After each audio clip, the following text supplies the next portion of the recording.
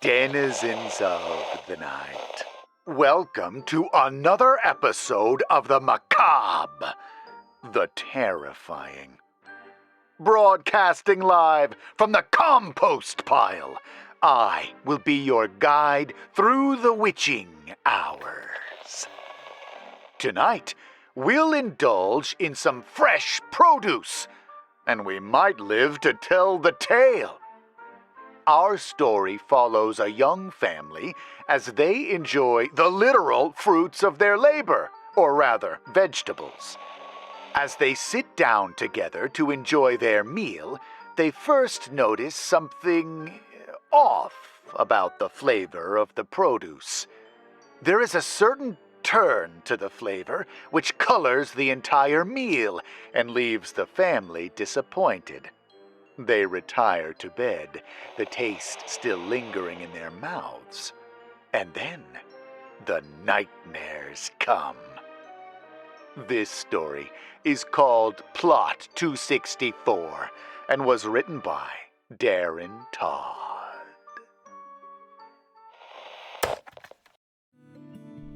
For once, I knew exactly where my food had come from. Our first meal from Plot 264 began with a tomato pie made from late-planted heirlooms, followed by sautéed bell peppers and squash, white corn, and fresh mint tea. My wife Courtney and I had worked the plot every weekend since we bought it at auction late last winter.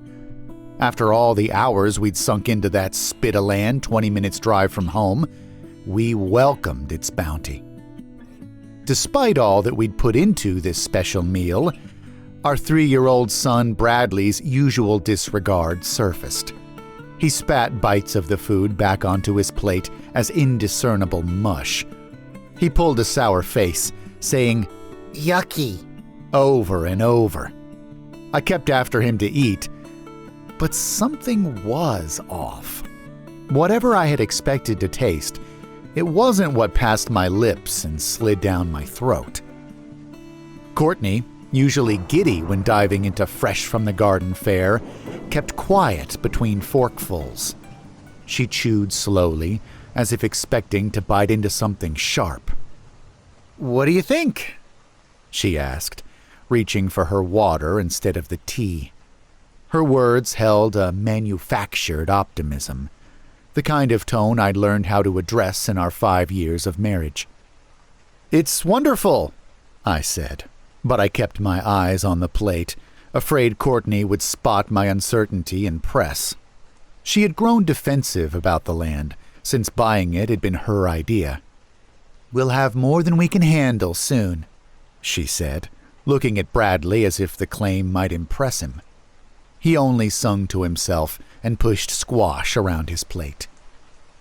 "Guess we'll have to learn about canning and pickling and all that," I said, smiling. "You?"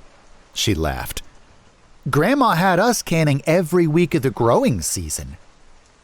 "Bradley, eat," I said, probably for the 30th time, same as most meals. Usually he relented and then bolted whatever mash remained before him. Not tonight. He continued to play and push and fling until Courtney finally took his plate away. She made him sit and wait for us to finish. This usually made him cry, but not this time. After dinner, the two of them headed upstairs for bath and story time. Most nights I could hear them laughing and playing as I cleaned. That night, I didn't hear much of anything. We'd only spent an hour harvesting from the plot that day, but perhaps time in the sun had tired us. As I bussed the table and counters, my unease grew. Not only had all 3 of us left food on our plates, the bulk remained in the serving dishes. None had taken seconds. Eating my fill was so second nature to me that I only then noticed how little I'd eaten. I went upstairs to kiss the sleeping Bradley goodnight. Courtney lay beside him, her tablet illuminating her face. "Doing all right?" I asked, giving her nose a playful pinch. She shrugged. Well enough. A little off, maybe. Some sleep will help, I said, and kissed her head. After goofing off on the computer and watching a television show, I lay in bed reading. Soon the words began to fade. My eyelids drooped and my head bobbed. Relenting, I turned out the lights and, as was my blessing since birth, fell asleep quickly, knowing Courtney would come over and spoon me soon enough. I woke in darkness, but not the muted midnight blue of our bedroom. This was an inky black, too deep to get my bearings. I raised a hand, but it struck something hard, wooden. What the hell? Had the headboard come loose and fallen on me? But this wood felt rough, unfinished, not the smoothed and lacquered surface of my headboard. I pushed on it, and it held firm. I felt beside me and found more wood. My breathing sped up as my subconscious pieced things together. I kicked and hit my toes hard against the same surface. "Hello?" I said. "What's going on, Courtney?" But the voice belonged to someone else. It came out higher. Not like a kid's, but not quite an adult's either. I felt my face and immediately registered a dozen problems. Wrong nose, too small. Cheeks wider than mine and soft, yet to form the coarseness from years of shaving. I ran my tongue along the inside of my mouth, and the teeth were all wrong. This one chipped, that one crooked, another too smooth. Before I could make sense of it, something thumped against the wood. A moment later, it came again and again. My head jerked in spasms each time. "Hello?" I yelled. The word sounded flat, with no space to expand and reverberate.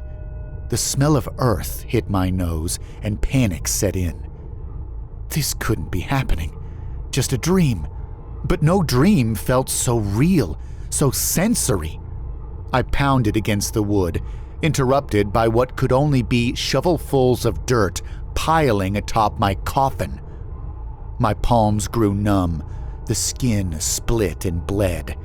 I clawed at anything that gave purchase. My fingernails broke and sang with agony. My toes cracked one after another as I kicked and kicked to no avail. The air grew warm and wet with my screams. It seemed as if someone were trapped in there with me, his alien yells filling my ears. Swallowing became torment. The air corrupted. This couldn't be a dream. But then it was. I woke in bed, pulling in breath after breath of clean, cool air. I kicked and punched to find nothing on top of me but empty space. I turned to Courtney, or where she should have been. I pawed the bed in search of her, the comforting small of her back. A hand to the bare flesh between t-shirt and PJ bottoms never failed to make all things right. "Courtney?" I called into the dark. My throat was fine now, but my voice rasped. "Courtney, where are you?" Her voice came from the darkness, unintelligible but welcome. My heart began to settle, and my breathing slowed. I stood and pulled the cord for the ceiling fan lights. "Honey," she said, louder now. "Where are you?" "Bradley's room." I rounded the corner and unlatched the plastic safety gate to Bradley's bedroom. As I entered, I heard moaning. Courtney activated the tablet screen to reveal herself holding Bradley and stroking his cheek. "What happened?" I asked. "Just a bad dream," she said, and kissed the top of Bradley's head.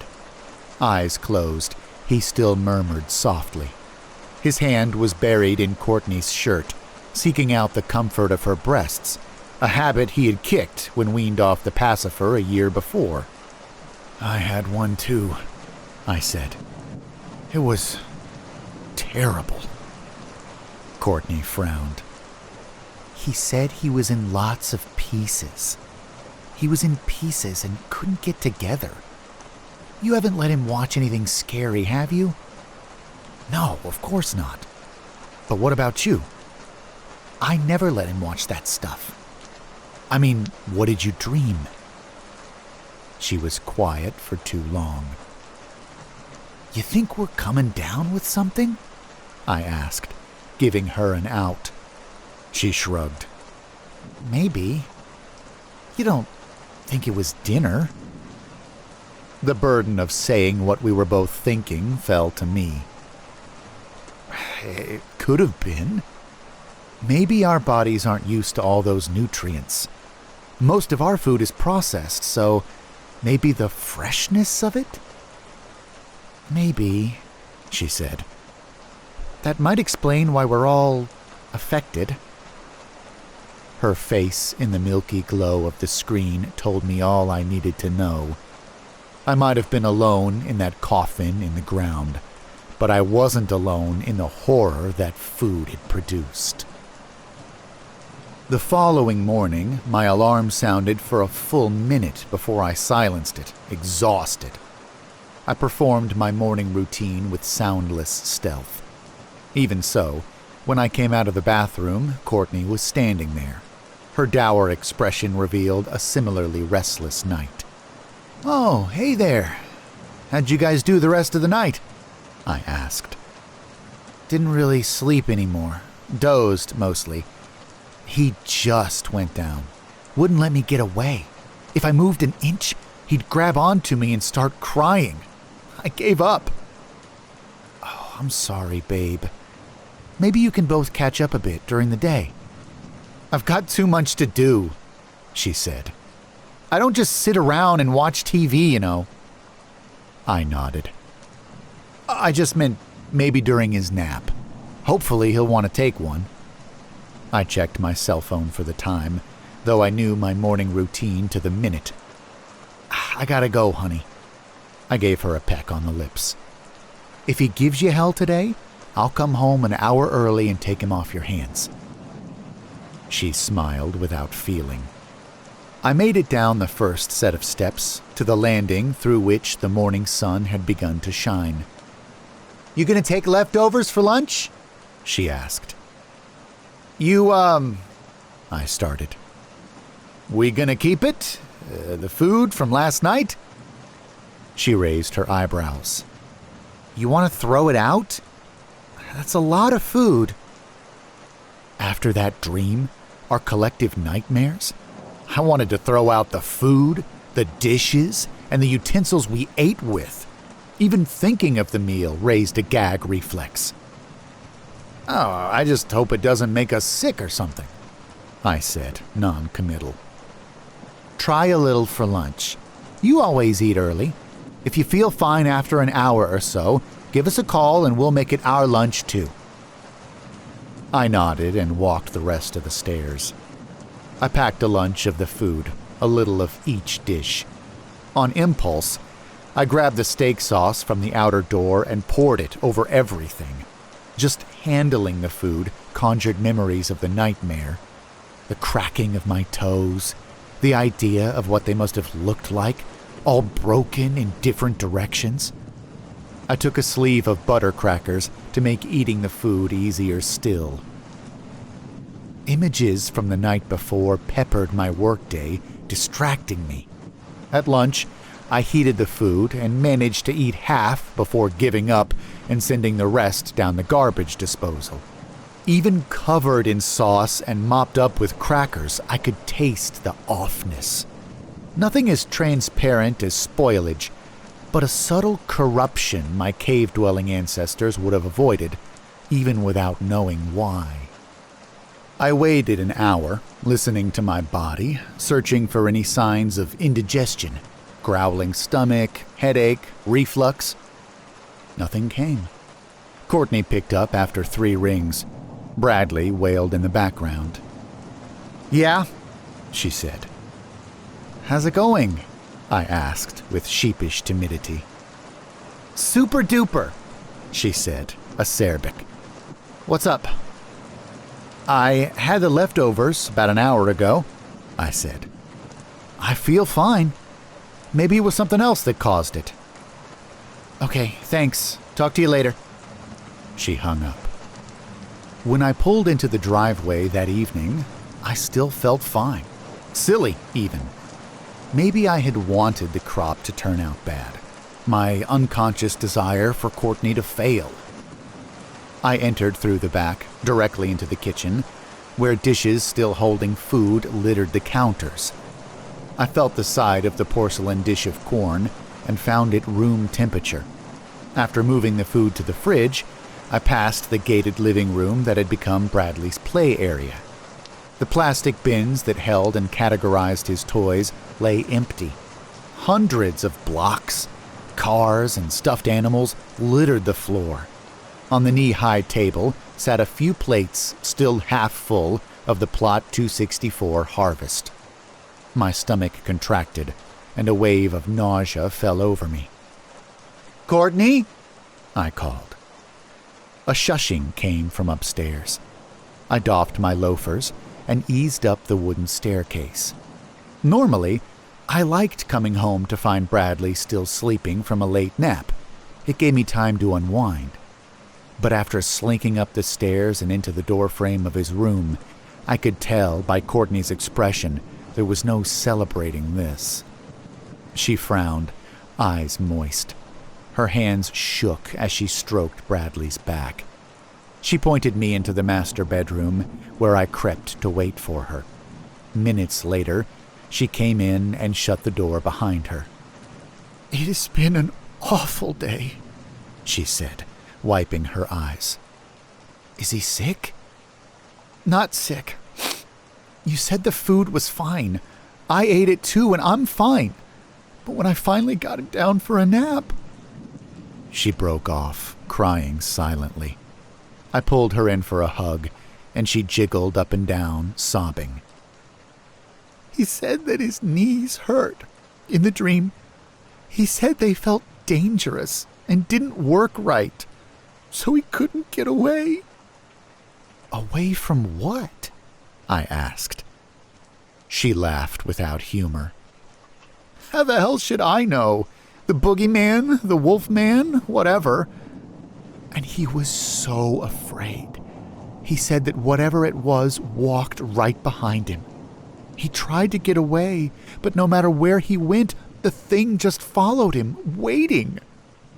Fresh tears. To hear our son tell this?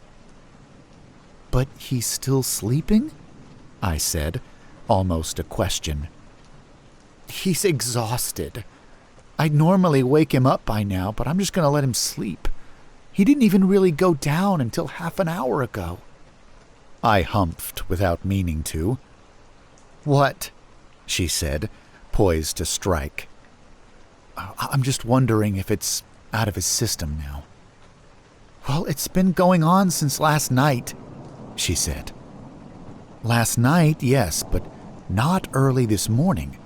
He went back to sleep after his nightmare. How late did he sleep in?" She shrugged. 8:30, I guess?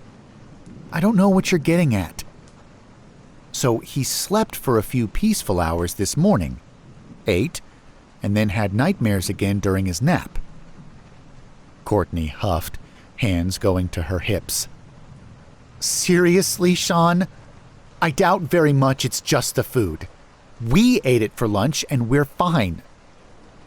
I took her by the shoulders. "But we haven't slept yet." I usually chipped away at a magazine before bed, but I chose a novel instead, uneasy about whether the nightmare would return. Halfway through the 5th chapter, my eyes began to close on their own. I switched positions in my Boston rocker, shook my head, stared into the white bulbs until my eyes burned, but nothing kept me from nodding off over and over. It was late. I hadn't heard a single stir from Courtney downstairs, whatever she was doing down there, also stalling, perhaps. After a while, another chapter at most, I grew too tired to comprehend the words. The lack of sleep from the night before compounded my weariness. But maybe I was safe. I had eaten the food more than 12 hours before and made sure our dinner contained nothing of the Plot 264 food, despite Courtney's mumbles of protest. So perhaps it had already passed through my system. A few more minutes of this rationale, and I talked myself into lying down, convinced myself that even if the food was messing with our digestion, it was surely through by now. I turned out the light, but veered into the walk-in closet to pull on the hanging bulb.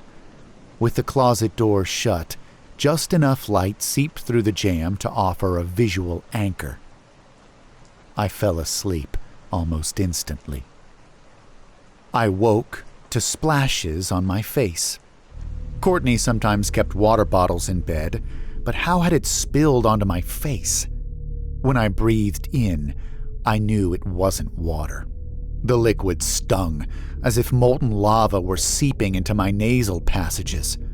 I opened my eyes for a single second, catching sight of a figure backlit by the noonday sun, and then the liquid burned a fierce, white-hot fire. I closed my eyes tight, pushing the palms of my hands into the sockets, rubbing frantically. I could barely breathe past the caustic stench of it, and when I did, pulling it into my throat without meaning to, the burning spread. A scream tried to escape me, but I ended up gagging. Another douse of liquid splashed into my open mouth. It reignited the pain and forced me to swallow some of it just to breathe. The unmistakable sloshing of liquid in a metal container chilled me to silence. I put up my hands to protect me, waving them back and forth to fend off further assault. Even through the pain, the weight of my hands felt off. They were lighter, thinner. I fell backward, my elbows hitting earth beneath dry grass. I scrambled away, completely blind. Still, I expected to strike my headboard, but found nothing but more earth. The soft rustle of footsteps in the grass followed me, in time with my progress. I could draw only short, painful breaths, panic threatening to take over. But finally, I got to my feet, bare feet, grass between my toes. Drawing as deep a breath as possible, I bolted away from the footsteps, heedless of what lay ahead.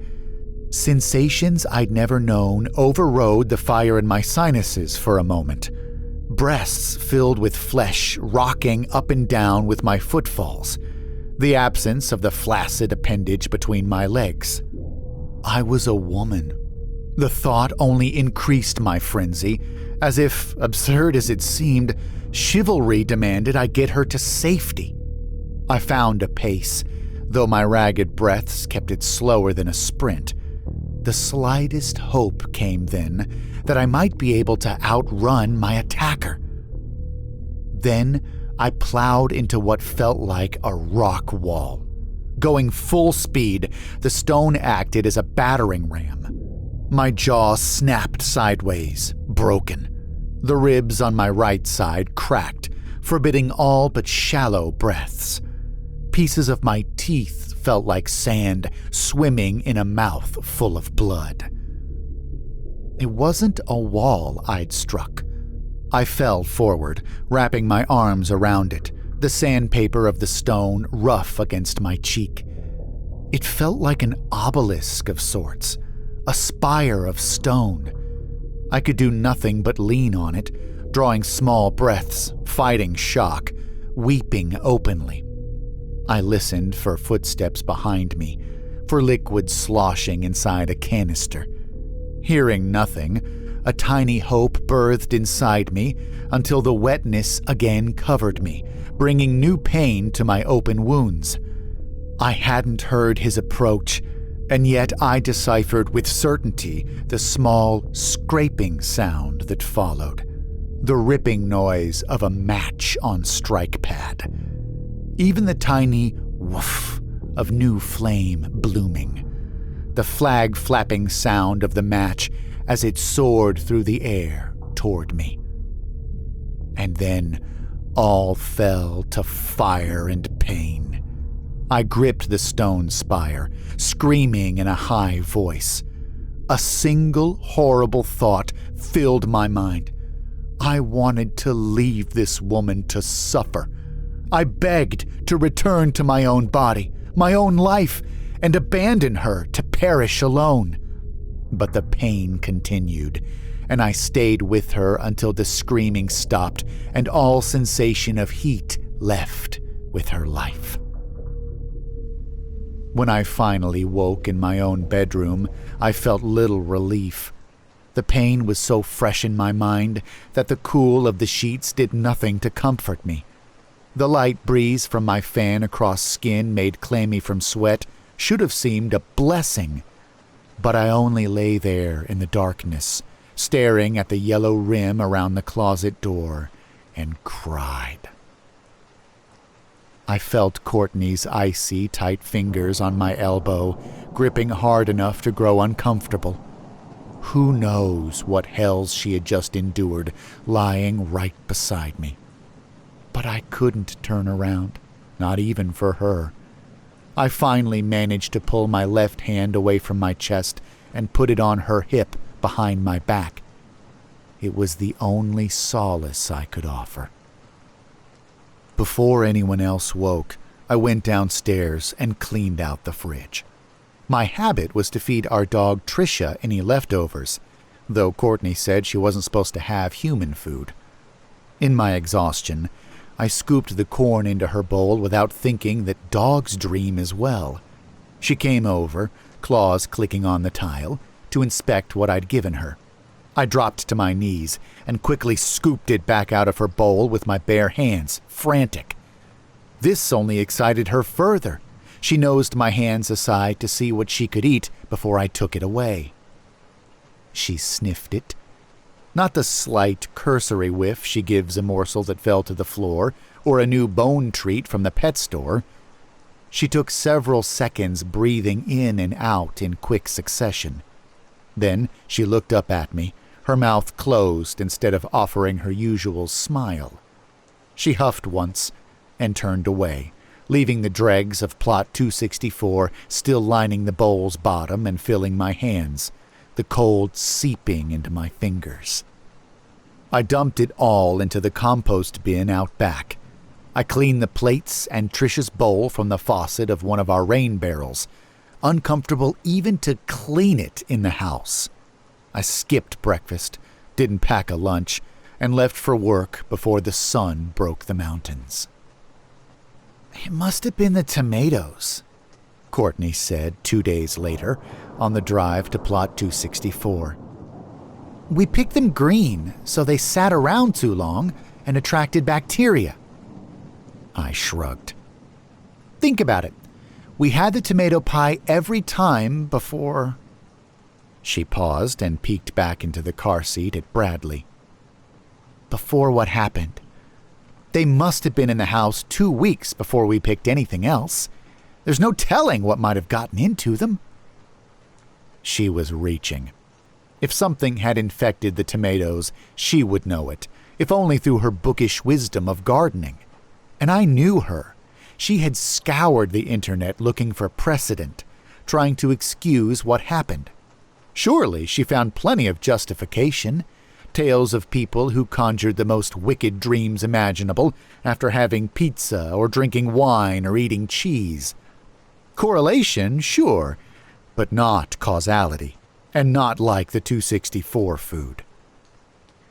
Once we arrived at the plot and outfitted Bradley with his bright-colored digging tools, Courtney and I split up to cover the routine: watering, weeding, pruning. While it remained relatively cool, I gathered wood chips to fill in the potato sacks. We had commissioned a guy to drop off the chips, but he dumped them a ways off, pretty much at the fence line. I had to crest a small incline with each trip of the wheelbarrow and fatigued quickly. The morning rain had made the air muggy and laden with bugs. I was swatting a mosquito when something touched my exposed ankle. I checked the mosquito carnage, bright red blood on my filthy palm, and wiped it away on my shorts before I looked down to see what my ankle was bumping against. When I caught sight of the thin wire of the electric fence, instinct made me jump back. I'd felt nothing but the pressure of the wire against my skin, the lower wire. I listened to detect the hum of current traveling through it. Maybe I'd only been touching it between cycles. By design, the current paused at intervals so that nothing would touch the fence and be unable to get away. But it had been several seconds, hadn't it? I plucked a still wet blade of grass and laid it against the line, waiting for the pop. Nothing. Finally, I put the back of my hand on the wire so that, if the voltage made my muscles contract, I wouldn't inadvertently grip it. Still nothing. A gardener friend of Courtney's had said to put one line a few inches off the ground and another 1.5 feet high so the deer wouldn't see it, but the little guys wouldn't slide under either. We had installed a solar-powered model that was supposed to maintain a charge day and night so long as it received a reasonable amount of sun.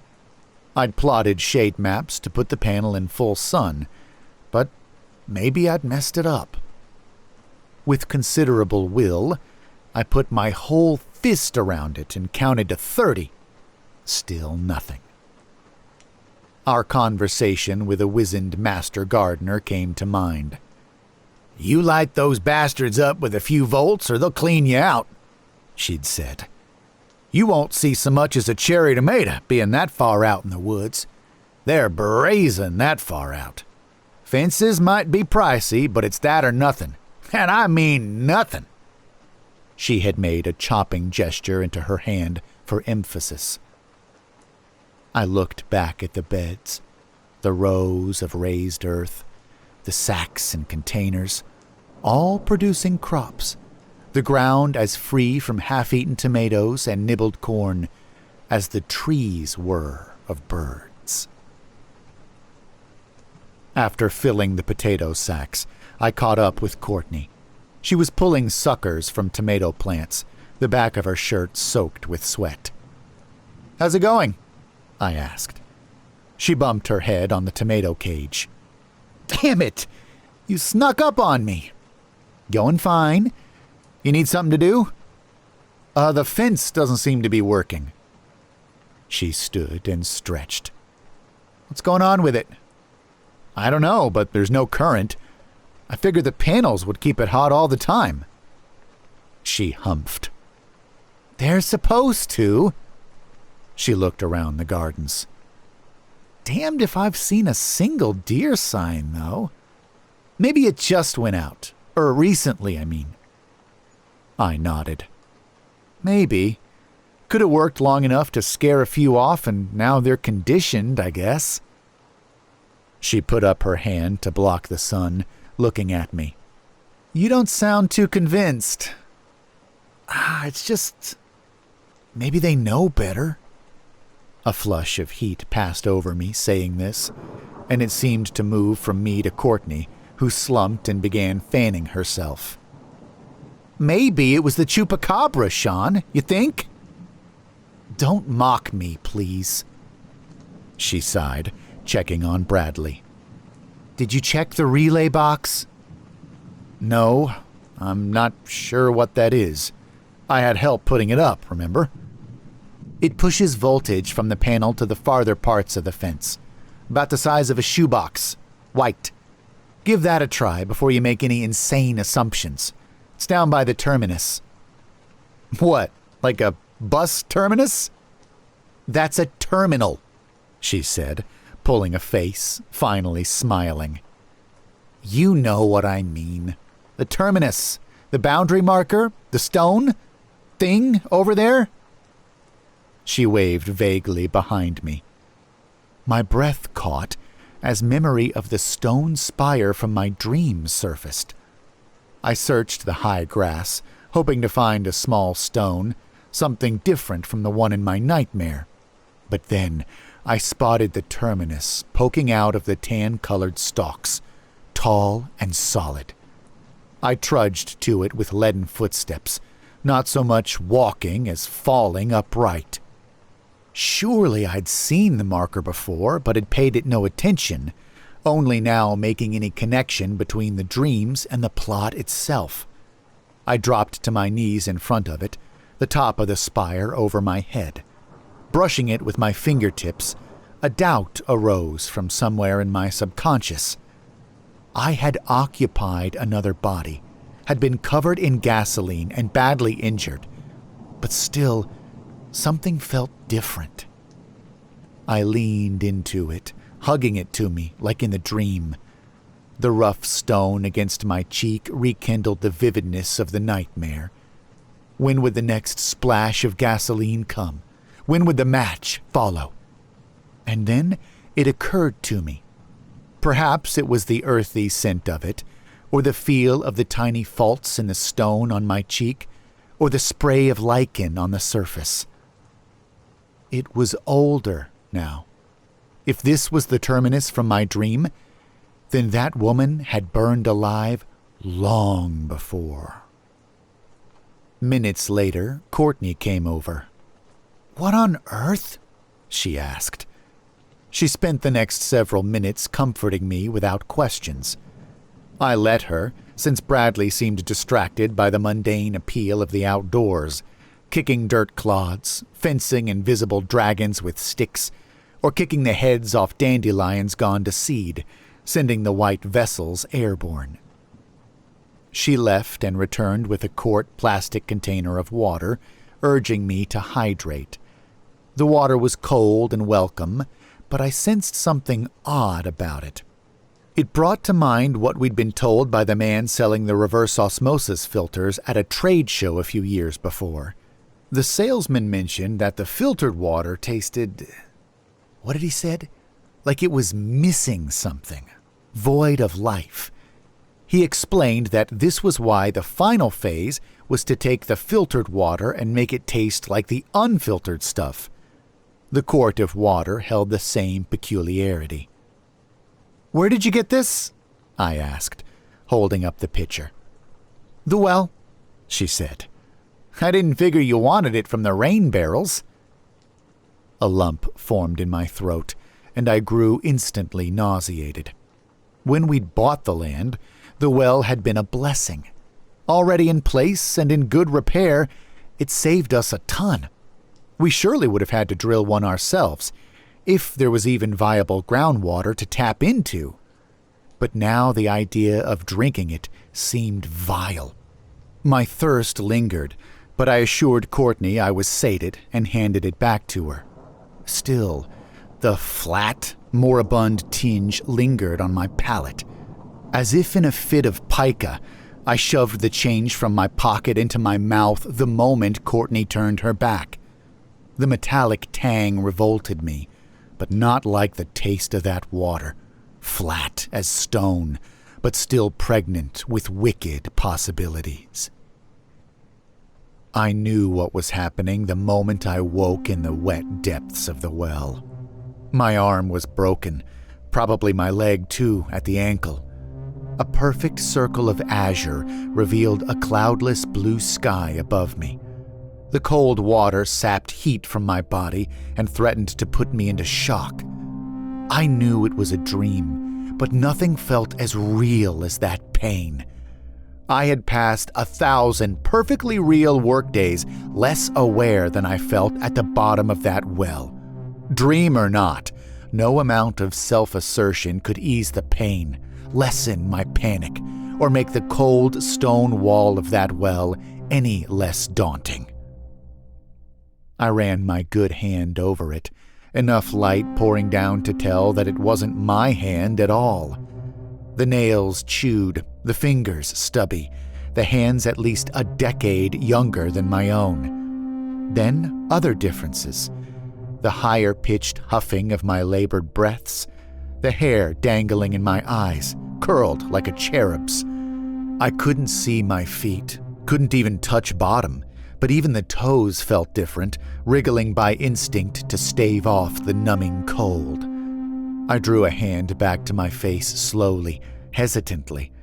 The rest I could deal with, but the idea of discovering a different face terrified me.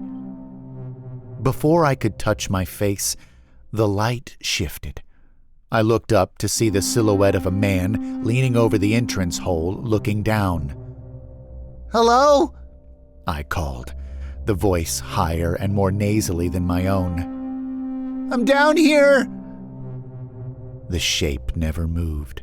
It registered no alarm or surprise, only hovered there for several seconds. "Please help me," I said. "I'm badly injured." The shape disappeared, allowing the full light to shine again. But only seconds later, another shape appeared, this one large and circular. Before I had the chance to yell again, the man had covered the well and seated the lid with a definitive "talk" that echoed down. It brought near total darkness, complete but for the small cracks in the wooden lid, which allowed the smallest slivers of light to pass through. I could look up and see them, but none made it down to me. Despite the rising panic, I fought to stay calm, to let myself awaken, another horrid nightmare under my belt. But no, after another 10 minutes in the dark, I realized that I had no control over waking safe in my home, nestled under the warmth of my blankets. Not until I had suffered. As if my sorrow represented physical weight, I began to sink, coughing when the waterline reached my nose and mouth. I kicked my legs by reflex, the pain quick and fierce, shooting up my wounded leg like an electric current. My teeth clenched. Not my teeth, but someone's teeth I was controlling. Someone missing a molar, whether from the fall or because it had rotted years before. I would never know. I yelled in that high voice until it failed me. I clawed at the walls with my good arm, finding no purchase on the slimy stones. My body was shutting down. Impossibly, I grew tired, sleepy. If I felt myself drifting off, I kicked my injured leg and the pain would wake me. My only hope depended on the conscience of a man who had sealed the well without so much as a word. Little better than no hope at all. After what felt like days floating in the pitch, my lungs already full of water, I fell asleep. My borrowed body surrendered, and when I woke in the dark of my own bedroom, despite the warmth and the dryness and the soft of my bed, I had no will to scream or cry or rejoice. I only lay there, shivering in the throes of a cold only I could feel. The following Monday, I walked into Lawrence Rafferty's office, less a workplace than a storage closet. Rafferty was chubby, small, and graying. He held an unlit pipe in his mouth, but no smell of tobacco hung in the low-lit office, only the odor of mold and paper. I maneuvered between stacks of books and folders, which Rafferty piled even higher when he cleared off the only other seat for me. He gestured at the chair, warm smile on his lips. "So how can I help you, Mr. Powell?" "Well, I have a friend who's on the board of the Civil War Battlefield Preservation Society, and he mentioned your name in passing. Didn't know you personally, but knew of you. Said you were familiar with most of the land around here." Rafferty smiled, showing his teeth clenched around the pipe stem, which he eventually fetched from his mouth. "Indeed. I've made it my hobby to know the area, that's true. I receive a small stipend from the state as the pretentiously titled historian." He put the term in finger quotes. "So what is it you'd like to know?" "My wife and I bought some land recently to cultivate. We're trying our hand at homesteading. It's plot 264 on the county's maps. No real title other than that. The access roads don't even have a name, or at least there's no sign posted." Rafferty leaned back in his faded leather chair, the arms of which had been worn from a deep brown to a muddy tan. 264. That puts it over by Ghent Lake, northwest of town. I nodded, feeling hopeful. Breaking up the land into plots like that is relatively new. Only happened back in the 90s, so there probably won't be much history specific to the plot itself. Maybe a chain of ownership, but no real history. Ownership would be great, I said, trying to mask my enthusiasm. We bought it at auction, so we don't have any details on who owned it before or... I swallowed. Or what it was used for or anything. Rafferty nodded, pursing his lips. Mostly hunting properties over there. I've heard whispers of development plans for a decade, but I'm not holding my breath. Probably a little fishing, maybe even some water sports, though Ghent's not terribly big. It's likely to turn out pretty boring information, I'm afraid. You weren't hoping for mineral deposits or development potential? No, nothing like that. It probably will be boring, but I'm happy to pay for whatever you find. He waved his hand back and forth. Not at all. I don't know as I can even take money while I'm state-funded. I don't really care to anyway. I rose, taking that as my cue to leave. I shook Rafferty's hand with more force than I intended, bolstered by his willingness to help. It's no big deal, Mr. Powell. He scribbled his phone number on a slip of yellow paper. Check back in a week. That should give me ample time. I might have forgotten to call Rafferty entirely. With the visions gone, I had begun to distance myself from Plot 264. I would never eat from the land again. Simple as that. No more visions. But when I got to work the following Monday morning, my digital calendar triggered a pop-up reminder. Call Rafferty. I phoned him before I knew what I was doing, nudging the door to my office closed with a foot and then kicking my legs up on the desk, ready for an easy, fruitless conversation. Ready for a dead end. I'm glad you called, Rafferty said, pleasantries out of the way. You found something. My words came out choked and small. Not terribly exciting, I'm afraid. Just odd. How so? Well, it seems the former owner of Plot 264 and a few other plots around it isn't named.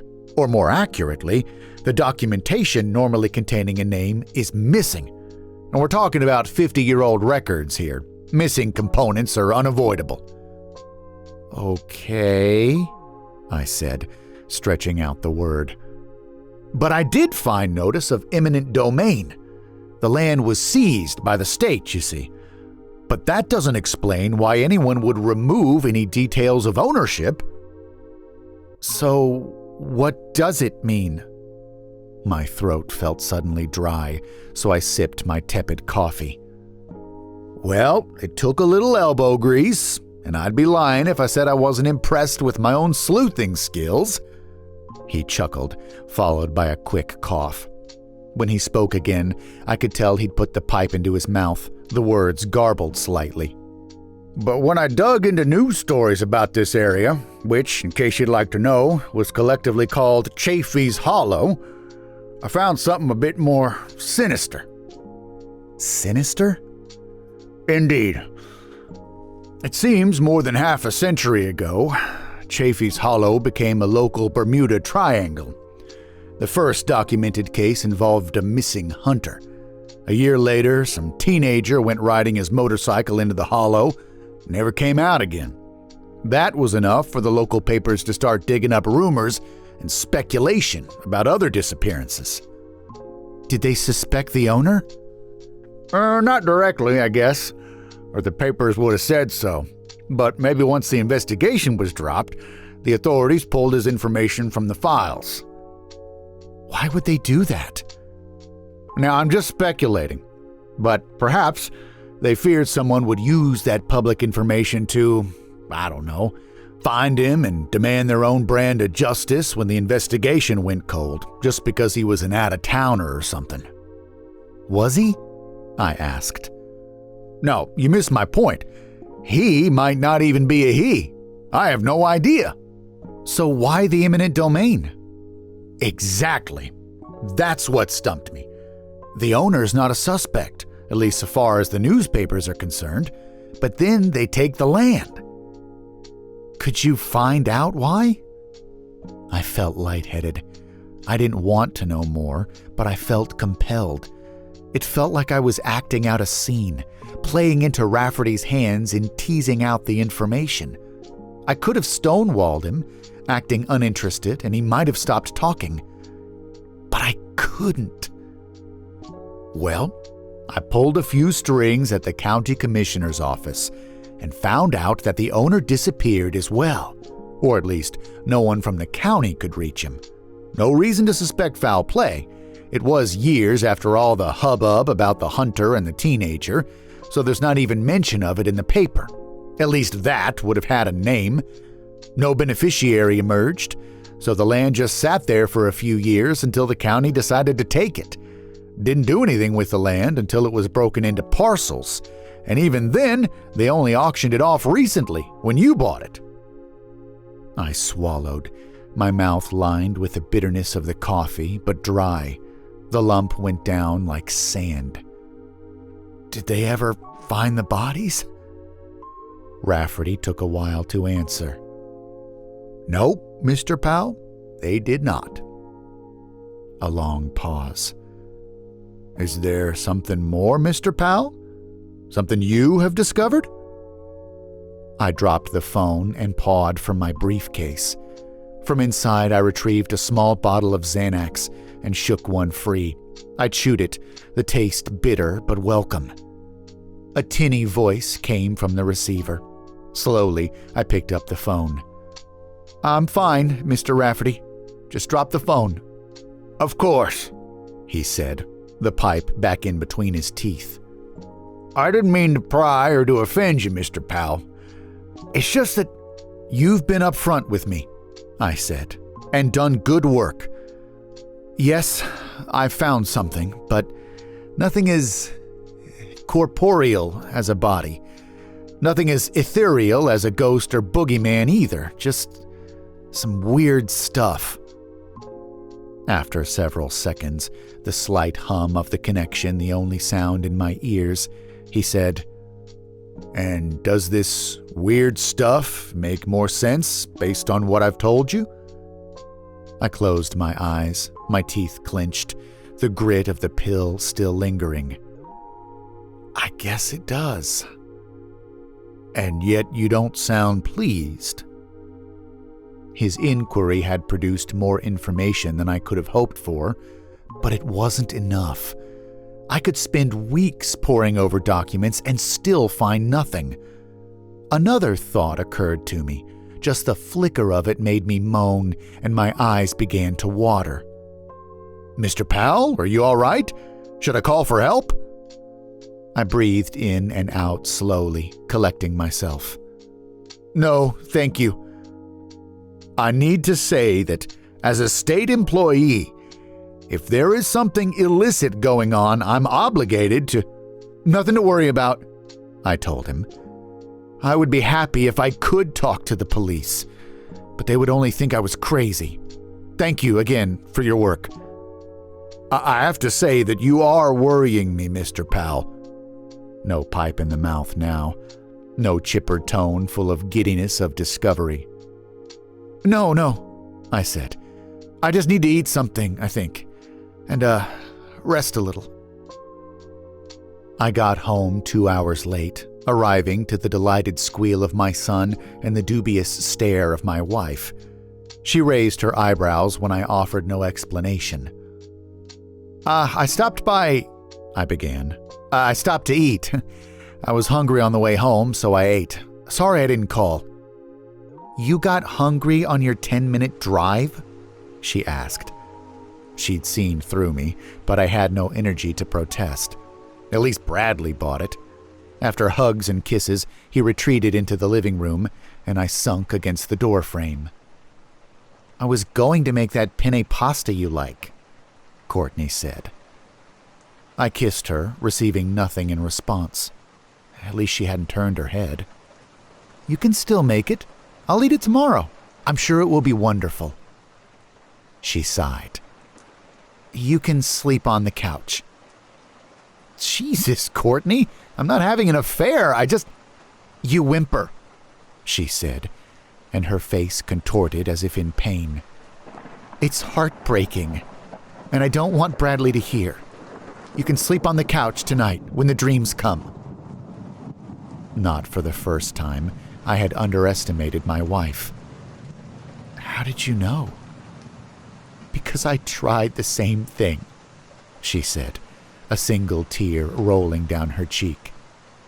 "I don't know your reasons, but I hope you have better luck than me. Either way, that land will never bear another seed." I had no memory of falling asleep. With the anti-anxiety meds, life had grown hazy around the edges. But when the vision began, my senses peaked, as if I'd slept 9 hours and woken fresh and alert. The cold night crystallized my breath. I looked down to see a large belly beneath a stained t-shirt, still partially tucked into snug blue jeans. Rope bound my pudgy hands. I was sitting on the ground, my shoeless feet in front of me. I felt no pain other than the tightness of the ropes, but felt short of breath in my new body. The small clearing must have been somewhere in Chafee's Hollow. The terrain felt familiar, but without any specific markers. Nothing lay in front of me but the plethora of stars above. A door slammed, and an engine fired to life behind me, the stink of diesel filling the air. I whipped around to see the back of a pickup truck 10 feet away, the taillights gleaming, the headlamps backlighting a solitary figure in the cab, gray and featureless but for a distinctly male silhouette. The truck model was dated, void of the fibers and plastics of modern vehicles, more like a solid mass of metal than a complex machine. Then I noticed the line extending from my bound hands to the back of the truck, tied around the hitch with an elaborate knot. The white of the reverse lights shined for a single second before the truck spit dirt and grass and lurched toward me. In my real body, I might have maneuvered out of the way. In the confines of this portly victim, I barely reached my feet before the tailgate struck. For a moment, the ringing in my ears trumped the sensation of bones breaking in my right arm and rib cage. I cried out in the large man's voice. Tears filled my eyes. The white light disappeared, and the tires bit into the dirt and peppered my face. I closed my eyes, but only for a moment. A single thought entered my mind, hinging on the thin piece of metal just above the hitch. A license plate. As dated as the vehicle and bearing the only link I had to the killer. The sensation of being dragged behind a vehicle defies description. But even with my wounds, the dirt was somewhat forgiving. I focused on the plate despite the shock. The color was flat black with no distinct design, but the white characters alone mattered. L. I locked the letter into my memory. I thought of Laura, the first girl I ever kissed, under the canopy of kudzu in my best friend's backyard. D. Dancer. Laura was a dancer. She did tap at the county fair each year. Even after we drifted apart, I made it a point to go see her tap, and every year she smiled at me, a grin full of life and appreciation. The truck turned onto a gravel road, and my flesh screamed. The pain dwarfed the agonizing spikes from the broken arms and ribs.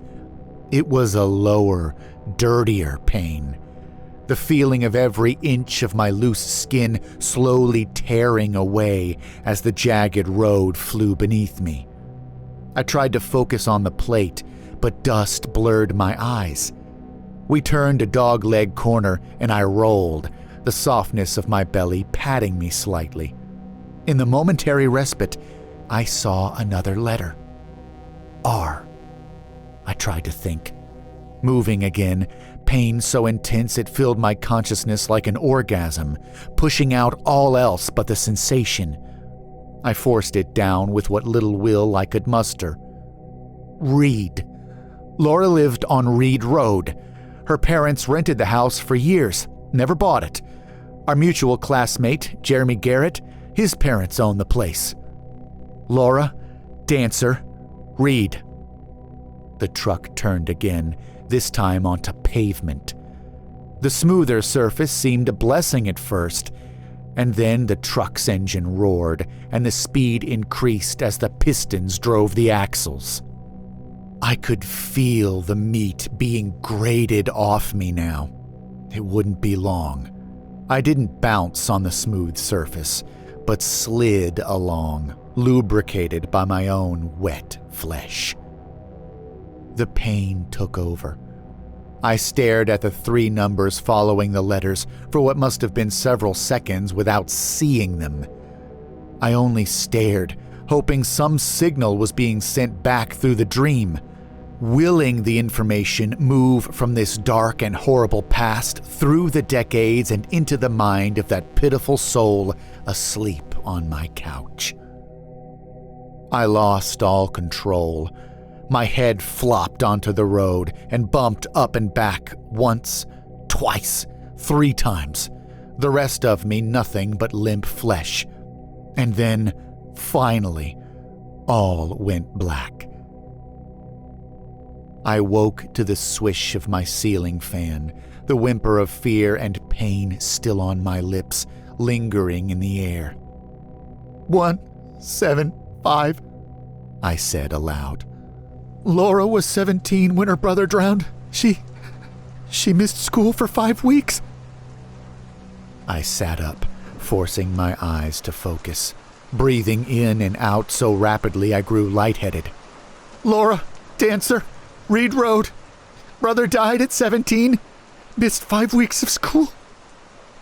I wept into my hands, mumbling the mantra over and over into the cool safety of my home.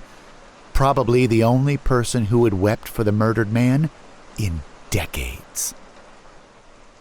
I found a notepad and sketched what I could remember. The shape of the tailgate, the bumper, the fender. As I drew, a few smaller details surfaced, so that soon a reasonable facsimile lay on the page. Back at work, I scanned in the image and posted it to an auto aficionado discussion board, claiming I had seen it only in passing and that I'd like to know what it was. Responses came fast, the wisdom of crowds having it narrowed to the most likely make and model by the time my workday ended. That night, after scouring the internet for an hour or so, I found a service that, for $100, could get the name of the person who owned such a vehicle with that plate. I pulled out my credit card, paid, and filled in the details. 72 hours to wait. With the food out of my system and Courtney's determination to continue farming sapped, the delay should have been meaningless. But the minutes grew long. 72 hours turned into 96.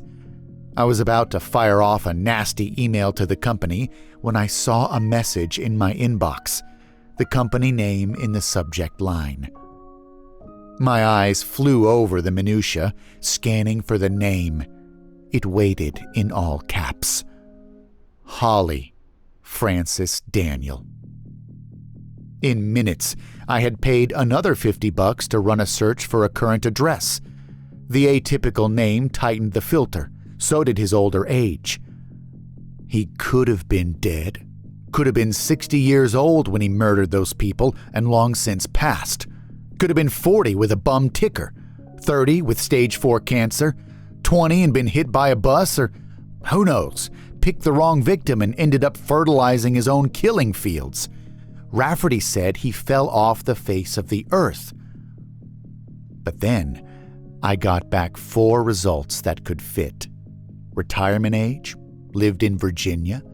2 of them had phone numbers. All had a current address. I printed off the list and got ready for work. I kissed my son. I kissed my wife. pet Tricia. I packed a light lunch and listened to a boring audiobook on my short commute. Routine. After saying a few hellos and grabbing a cup of coffee, I closed my office door, claiming I had a conference call. The moment the door closed, I pulled out the printed sheet with the information about Frances Holly, all 4 of them. I dialed the first number before I had any idea of what to say. "Hello?" came a woman's voice. She sounded older, her voice a careful lilt, as if it might stumble over her many years and crack. "Hello, ma'am. I'm looking for Frances Holly. Is he available?" 1,000 mistakes in my approach surfaced. What would I say to him if he came on the line? "Hello, sir. I possessed a body in my sleep that you dragged behind a truck 50 years ago. Can we meet up for coffee and hash this out?" "What are you selling, young man?" she asked me, her tone darkening. I'm not selling anything. Actually, The only people who call him Francis are selling something." I looked to the sheet, which also contained the license plate details.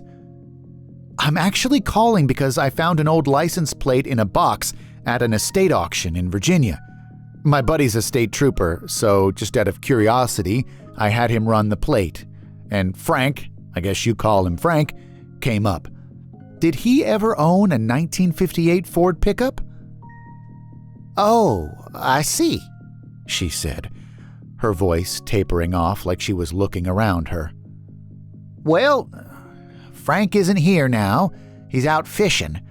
But I don't think you've got the right man, Mr. Rafferty," I said on impulse. "Mr. Rafferty. Frank and I married in 1955, and we only had an old Chevy Nomad for, the next 20 years. A car, you see, not a pickup at all. Poor as church mice we were. He had his little project car for God knows how long after we left Richmond, but it was a Mustang. Worked on that thing for years, but I knew it was just an excuse to have some alone time." "I know how that goes," I said, chuckling. "Married with a family myself. I keep a little garden plot about a half hour from the house. Good excuse to get away and still bring home a little bacon, so to speak." She chortled lightly. No rejoinder there. No mention of plots of their own. "Well, I've taken up too much of your time already, Mrs. Holly. Just thought it was one of those funny things that might be interesting to look up."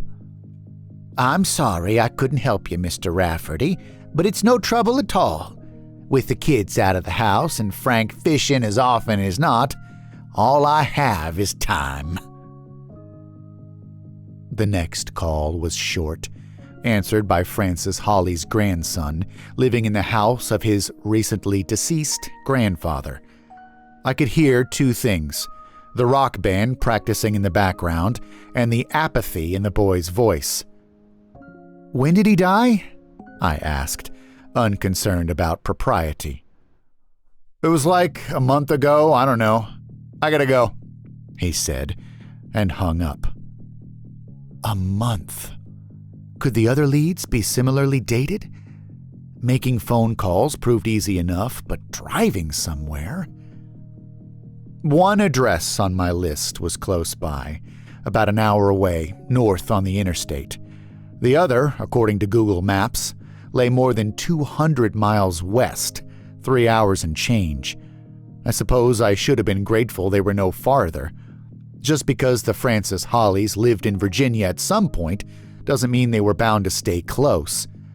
Hell, they could have been in California or South America or Australia. Still, before committing to the drive, I did another paid search to find the phone numbers associated with the addresses. I called the closer one first. "Sunnydale Retirement Community, how can I help you?" It took a moment to register, but then clicked. Hi. My father served in the war with a man named Francis Holly. I heard he's a resident there." The woman on the other end, her voice low and warm, made a quick series of contemplative noises. hms and huhs before answering, "Mr. Holly, sure. Frank, we call him. He's here all right." I took a chance. "My dad talked about him all the time. I'd love to meet him. Does his family visit much?" "No, I don't think he's got any family. No visitors since I've been here." Sunnydale was a community in name only, more like a giant dormitory smelling of age and sickness. The temperature neared 80 degrees inside, the air a swollen fug. The TV in the sitting room was tuned to a televangelist, though it was Thursday, not Sunday.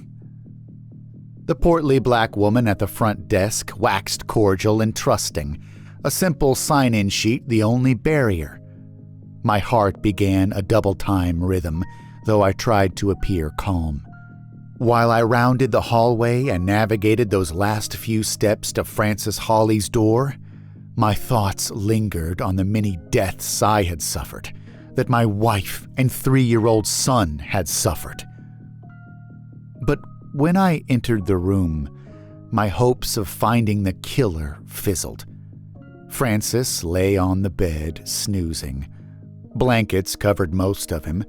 The exposed parts appeared frail and colorless. I don't know what I expected. A smoking gun, I suppose? To find a wizened old man snarling at passers-by, mumbling about all the people he'd killed.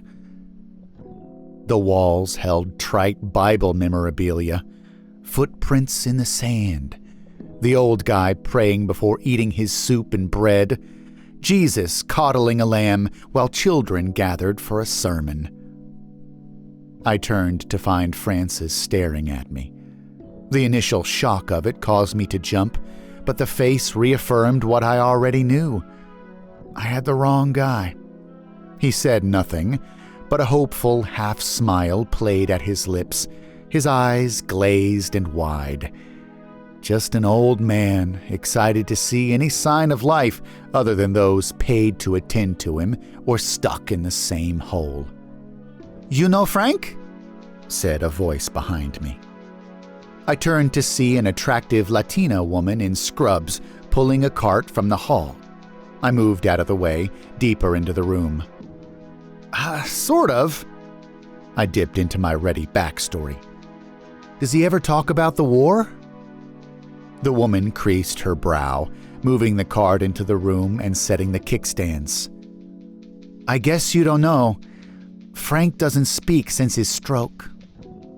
I winced. "No, I didn't know that." "It was a while ago, and he still can't talk or move too much on his own. But he can hear just fine, right, Frank?" she asked, smiling. "Frank fought in the Vietnam War with my father," I said. "He saved my dad's life." I looked into the old man's eyes and saw a hint of confusion, though probably just my imagination. If judging by the half grin on his face, Frank lacked the ability to change his expression at all. "My dad passed recently, so I wanted to see the man he was always talking about." "That's really something. No one's ever come to see Frank. Not since I've worked here, anyway. I'm Layla, by the way." "Sean, I did a little bloodhounding on the internet. You know how easy it is nowadays. Found some buddies from his old unit." I made a spinning gesture with my hands. "One thing led to another. Stuff Dad would never have thought to try, you know?" I sighed and crossed my arms. "Seems like a sweet guy. Wish I could talk to him." She shrugged. "You can. He knows what you're saying, even if he doesn't respond the way you're used to." I headed for the door, resigned to the hours-long drive to the final address. "You're probably right," I said to her. "I have to leave, but I'll be back. Maybe I'll bring some of the old photos my dad left, recount some stories, at least as best as I can remember them." She moved to the far side of the bed, pulled back Frank's covers, and positioned him as if prepping to pick him up. I'm sure he's happy to have the company. Come back anytime. He'd love a few old sea yarns." I gave her a friendly smile, then turned to leave. But something stopped me. "Sea yarns?" I asked. She gripped the old man under his armpits and pulled him upright, stripping off his shirt gently. "Yeah, sea yarns. Old Navy tales?" She looked up at me. "It was the Navy, right?" And with a hand sticking out from under Frank's arm, she pointed to the wall behind me to the left. I turned to find a framed illustration I hadn't noticed before. A small poster with sketches of several elaborate knots tied into sections of rope. The memory of my final dream struck me. The unforgettable beauty and terrible implications of the knot binding my one-time body to the hitch of that old pickup truck decades before. I scanned the illustrations, finding the very same knot as the strength left my knees. "Is you okay?" she called behind me. "You look like you're going to pass out." "A sheet bend," I whispered, staring at the knot by which my strange body had been dragged till death took me. "What?" she asked. I turned, regaining my composure. I'm fine. Just a little déjà vu. All of this thinking," my voice broke, "about my dad." She frowned, nodding slightly, her strong but delicate little fingers splayed on Frank's wrinkled and mole-ridden back. Afraid I might faint, I once again turned to leave. Just then, the light in the room grew. Through the windows, the sun brightened as if someone had wrenched up the dimmer switch. A shape formed on the wall beside the collection of knots, the shadow of Frank and his caretaker, painted in deep gray. She bent down and left only the single silhouette, just Frank. I stopped breathing. It was the same shape I saw outlined by the sun through the eyes marred by gasoline. It was the shadow that had fallen over the light in the well before the cover slid home. The same as in the glow of headlights before being dragged alive. Even decades later, the shape revealed his true identity as finely as a fingerprint. I whipped my head around. "I know it's hard," she said, running a sponge gently over the old man. "But you share with the ones you have left, and somehow you make it through." She smiled up at me, bathing the old demon with love and kindness and care. I moved the bishop into place, Rafferty seeing my intentions and wincing as if stung by something hot. "Checkmate," I told him, throwing up my hands. "First time for everything." Rafferty took the pipe from his lips and placed it into the holder I had gifted him weeks earlier. "I don't suppose you'd believe that I let you win." I shrugged and stood. "I'll buy that. Of course, when it happens again someday—" "If it happens again," he said, holding up a finger and smiling broadly. "Where are you off to?" "Oh, I gotta run an errand out of town. Drop off some things." As I stood and grabbed a tote by Rafferty's desk, a clear tinkling ran out. "You running White Lightning?" he said and laughed. "Sounds like glass." "You got me. Well, about the glass, not the liquor. It's just a few preserves and some pickled stuff." Rafferty patted down imaginary pockets on his burgundy vest. "Well, I seem to be short of preserves myself. Don't suppose—" I pointed at him, as if affirming his joke as only that. "Not this batch, my friend. Already got a name on it. Guess the feds have made a mess of the garden. How many bodies they up to now? I shrugged. You'd know better than I. Too many. I'll happily sacrifice the plot if it means those poor people get a proper burial. Rafferty nodded, solemn. I've talked to families, of course. They will. Lots of closure. Lots of tears. Quite a story I've got to tell. I heard from HarperCollins. They want me to have a first draft to them by the end of spring. He humphed. Haven't suffered a real deadline since Reagan was president. I'm sure the advance will incentivize you. You're the reason I got the chance at all. If you want... I waved him off. I just hope they find peace.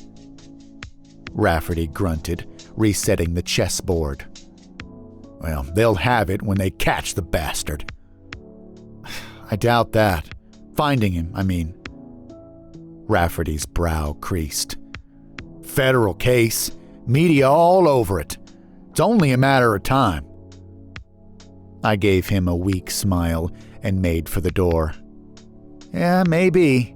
Same time next week? He nodded. The afternoon had grown cold enough to warrant a jacket. Another couple of weeks and I'd need gloves. I waved goodbye to my wife and son, the pair raking leaves in the yard, and backed out of the driveway.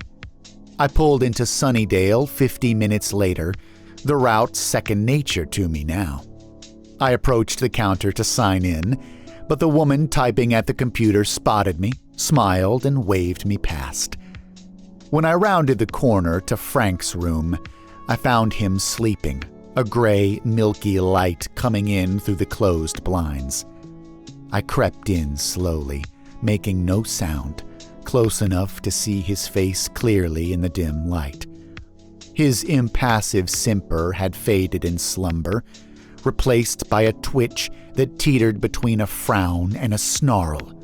His eyes darted to and fro. He mumbled lightly, whimpering, really, like a tiny animal capable of nothing more substantial. "Oh, hello, Mr. Powell," said a voice behind me. I turned to find Layla coming in. "Call me Sean, please," I said. "Sean? You can wake him if you like. It's time for his dinner." "I know. I brought him something special today. He finished all of the broccoli casserole, so I made a vegetable quiche that's fantastic. Frank might just say so himself once he tries it." Layla put her hands on her hips in mock exhortation. "You spoil him, Mr. Powell." "Sean," I said, unpacking the bags I brought along. "He is so lucky to have someone like you caring for him. The occasional meal is one thing, but all the stuff you bring?" She bent down and looked over Frank, her affection obvious, ignorant of how undeserved it was on him. "He's eating less, you know. They're installing a tube next week." She looked at me, eyes full of sorrow. "He's going downhill, Mr. Powell." I sighed. "I know. I wish I understood it. All I can do is feed him. He's the reason I'm here. I show my love through food. What can I say?" She looked at me sideways. "You sure you're not Latino?" I laughed. "I won't be growing anything over the winter, of course. I don't have much left from the late season crop.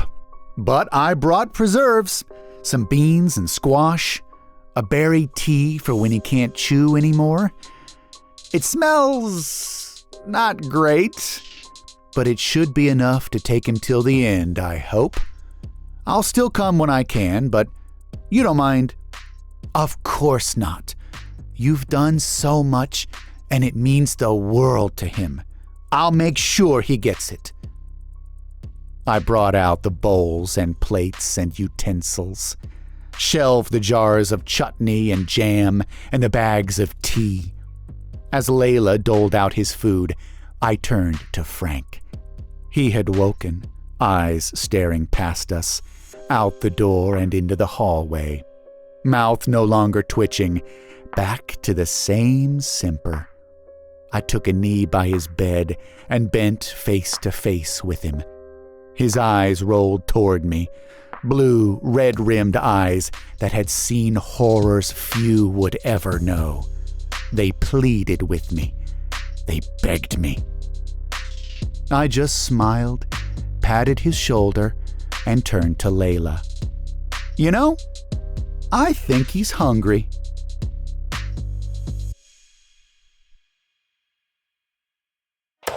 Well. Sweet, delicious justice is a dish best served any which way. In our last story from this author, Light Up Guys, I remarked that I enjoy a good story where the villain gets their comeuppance in the end. And this one is no exception. Who hasn't fantasized about having the power to force evil people to experience their own evil firsthand? This one is especially interesting because it introduces the idea of the Earth having a memory of its own. Plot 264 remembers what happened there, and the darkness of Frank's deeds poisoned the soil like salt. But hey, a strange thought has just occurred to me. If fruits and vegetables can absorb evil, wouldn't the opposite also be true? The next time you go to the farmer's market, see if you can discover the sort of person who grew the food through your dreams. Do I detect the genesis of a new urban fantasy detective novel in this premise? If you enjoyed this story, please check out more from this author, both in the links below and in the playlist that will appear on your screen. Might I recommend Light Up Guys, which I think didn't get enough love during its initial debut. If you liked this story, odds are high you'll like that one too. Please also leave a like on this video and subscribe to hear more stories like this one. Whatever you do, wash your vegetables thoroughly before you eat them, and maybe consider burning some sage or something too. Oh, and don't fall asleep.